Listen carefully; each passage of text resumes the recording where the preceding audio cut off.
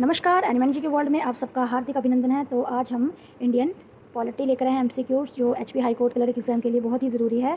तो ये shorts video है जो मैं जल्दी फिनिश करूँगी, जिससे आपकी रिवीजन अच्छे से हो जाए।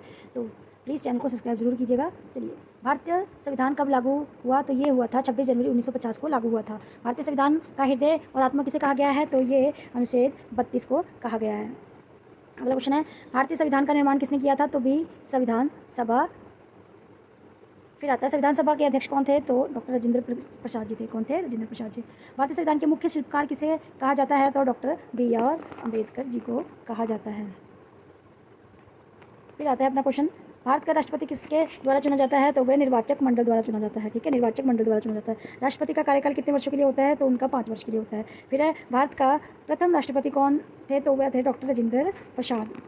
फिर है, भारत के उपराष्ट्रपति किस सदन के पदेन सभापति होते हैं? तो वह राज्यसभा के पदेन सभापति होते हैं। लोकसभा का कार्यकाल सामान्यतः कितना होता है? तो वह 5 वर्ष के लिए होता है। राज्यसभा के सदस्यों का कार्यकाल कितना होता है? तो उनका 6 वर्षों के लिए होता है। फिर है, भारत की संसद के कितने अंग होते हैं? तो भारत की संसद के 3 अंग होते हैं, राष्ट्रपति, लोकसभा, राज्यसभा। फिर है, धन विधेयक किस सदन में प्रस्तुत किया जाता है? तो लोकसभा में किया जाता है। मौलिक अधिकार संविधान के किस भाग में है? तो वह जो है भाग 3 में है मौलिक अधिकार। फिर है, संविधान में कितने मौलिक अधिकार हैं? तो टोटल जो अधिकार हैं वह 6 हैं। फिर है, शिक्षा का अधिकार किस अनुच्छेद में लिखा गया है? तो वो लिखा गया है 21A में लिखा गया है। भारत संविधान का प्रस्तावना में समाजवादी शब्द कब जोड़ा गया था? तो वो 1976 में जोड़ा गया था। नीति निर्देशक तत्व किस देश से लाए गए हैं? तो वे आयरलैंड से लाए गए हैं। ये डायरेक्टिव टू प्रिंसिपल जो है, ठीक है, आयरलैंड से। फिर है, भारत का सर्वोच्च न्यायालय कहाँ स्थित है? तो नई दिल्ली में है। भारत के मुख्य न्यायाधीश की नियुक्ति कौन करता है? तो राष्ट्रपति करता है। फिर है, संविधान संशोधन की प्रक्रिया किस अनुच्छेद में दी गई है? तो ये दी गई है 368 में। फिर है अगला क्वेश्चन, भारत का आपातकालीन की घोषणा कौन करता है? तो वह भी राष्ट्रपति करता है। अगला क्वेश्चन है, भारत आपातकालीन किस अनुच्छेद के अंतर्गत लगाया जाता है? तो 352 के।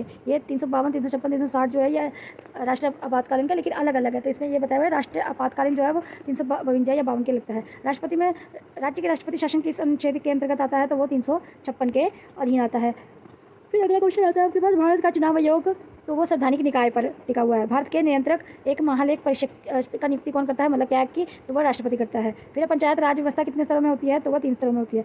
संविधान की 8वीं अनुसूची किसने संबंधित है? तो वह भाषाओं से है। वर्तमान में संविधान की 8वीं अनुसूची कितनी भाषाएं हैं? तो वह 22 है। फिर है, भारत संविधान विश्व का सबसे बड़ा लिखित संविधान है। सत्य है या असत्य है? तो ये बिल्कुल सत्य है।